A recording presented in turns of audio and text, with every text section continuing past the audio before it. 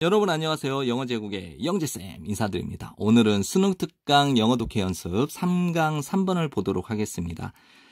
한 형질이 말 되어질 수 있대요. 적응적이라고 말 되어질 수 있대요. 한국말로 좀 더 자연스럽게 설명을 하면 한 형질이 적응적이라고 말할 수 있다. 만일 그 한 형질이 유지된다면 선택에 의해 개체군 속에서 그 한 형질이 유지가 된다면, 즉 적응을 잘한다면 적응적이 될 수 있다라고 말되어질 수 있다 이거예요. 원래 이 문장은요, people can say that 이렇게 절로 된 문장인데, 이 people can say that을 it can be said that이라고 수동태로 고친 거예요. 그런데 여기 a trace를 앞으로 끄집어내고 can be said 그대로 써줬는데, 여기는 a trace이 앞으로 왔으니까 비동사만 남았잖아요. 그래서 to 플러스 동사 원형 구로 고친 문장입니다.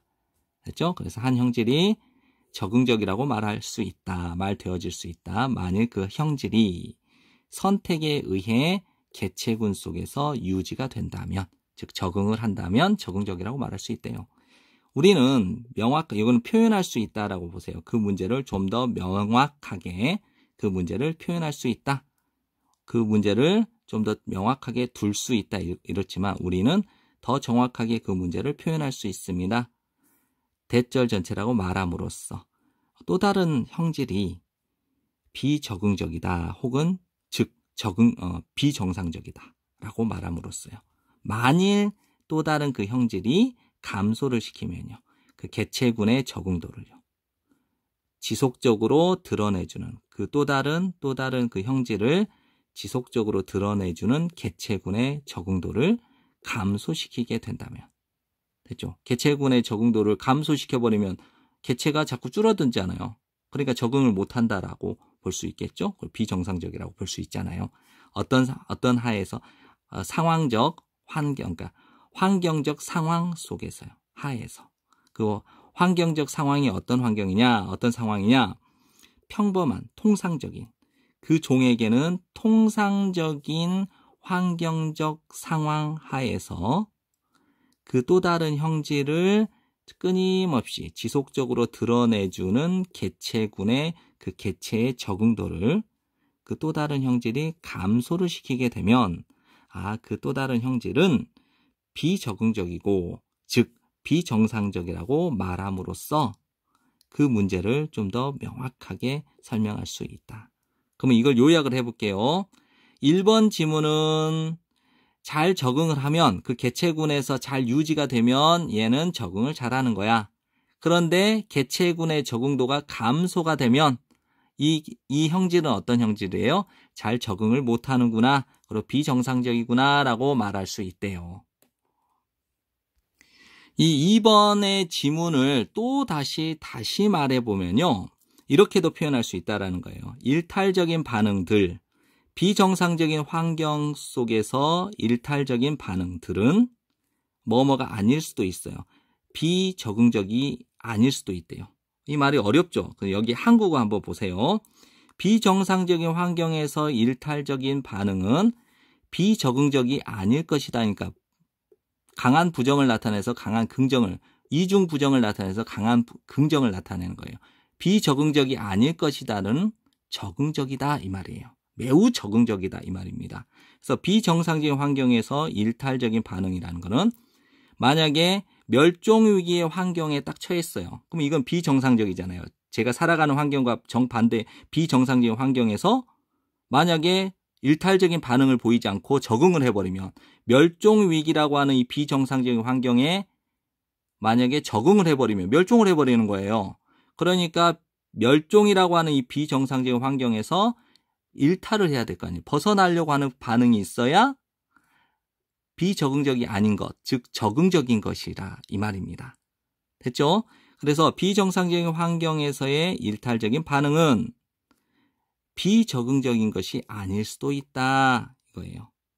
즉 이 말을 다시 풀어서 말하면, 일탈적인 반응들은 단순히 반영하는 것일 수도 있다. 반응의 유연성을 반영하는 것이래요. 어떤 반응이냐? 매우 적응적인 반응이에요. 환경 속에서, 그 환경이 어떤 환경이냐면 보통 이거는 이제 바이 목적격을 수동태라고 보지만 이걸 주어처럼 보세요. 능동처럼. 그 종들이 우연히 마주치는, 보통 마주하게 되는 그 환경에서,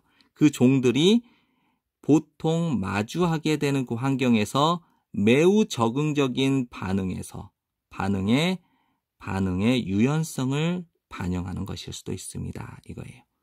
그러니까 결국은 내용 정리를 하자면 비정상적인 환경 하에서의 일탈적인 반응은 결국 무엇이냐면 얘네들이 매우 적응을 잘하는 반응의 유연성을 반영하는 것이다. 이거예요.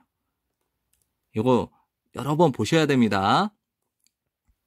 1, 2, 3번의 내용을 잘 이해를 못했다 하더라도요. 4번 지문을 이해하셔야 됩니다. 이게 주제문입니다. 한 형질이 전환되어질 수 있대요. 전환되어질 수 있대요. 적응적인 상태에서 비적응적인 상태로. from A to B니까 A에서 B까지죠. 그래서 적응적인 상태에서 비적응적인 상태로 전환될 수 있대요. 한 형질이. 단순한 변화. 환경에서의 단순한 변화에 의해서요. 됐나요? 한 형질이 환경에서의 단순한 변화에 의해 적응적인 상태에서 비적응적인 상태로 전환될 수 있습니다. 예를 들면 인간의 겸상적혈구 형질은 이게 무엇이냐면요. 겸상적혈구 형질에 대해서 이 괄호에서 괄호까지가 보충 설명을 해놨어요. 결정되어지는데요. heterozygous state of a single gene은요. 단일 유전자의 이형 상태에 의해 결정되어지는 인간의 겸상적혈구 형질은 적응적이래요. 어떤 하에서요? 아프리카의 생활 조건 하에서는 적응적이래요. 근데 이 아프리카가 어떤 곳이냐? 겸상적혈구 형질이 펄스퍼럼 말라리아는 열대 말라리아에 어느 정도의 저항력을 부여하는 아프리카에서요. 다시 한번요. 일단은 인간의 겸상적혈구 형질이라고 하는 게 있는데요. 이게요. 단일 유전자의 이형 상태에 의해서 결정이 되는 인간의 겸상적혈구 형질은요. 아프리카의 생활 조건 하에서 적응적이래요. 근데 아프리카에서 이 겸상적혈구 형질은 열대 말라리아에 대해서 어느 정도의 저항력을 가지고 있다는 거예요. 부여해 준다는 것이죠. 이번에는 아프리카계 미국인 경우에는요. 그 겸상적혈구 형질은 비적응적이에요. 왜냐하면 단순한 이유 때문에요. 동격입니다. 겸상적혈구 형질을 보유하고 있는 사람이 더 이상 직면하고 있지 않기 때문이에요. 말라리아에 직면하지 않는다라고 하는 그 단순한 이유 때문에 그 겸상적혈구 형질이 비적응적이라는 겁니다. 네. 전체적인 내용 한번 들어가겠습니다. 일단 선택에 의해서 개체군에서 유지가 되면 적응적이라고 말할 수 있는데요. 이번에 다른 형질이 통상적인 환경 상황에서 개체의 적응도를 감소시켜요. 자꾸 적응도가 감소된다라는 거는 적응을 못한다는 거죠. 비정상적이라고 표현할 수 있대요. 방금 한 말을 다시 풀어서 말하면 이번에는 비정상적인 환경에서의 일탈적인 반응은 적응적인 반응의 유연성을 나타낸다는 거예요. 됐죠? 4번 지문은 주제문입니다. 환경의 단순한 변화 때문에 적응적인 상태에서 비적응적인 상태로 전환될 수 있는데요.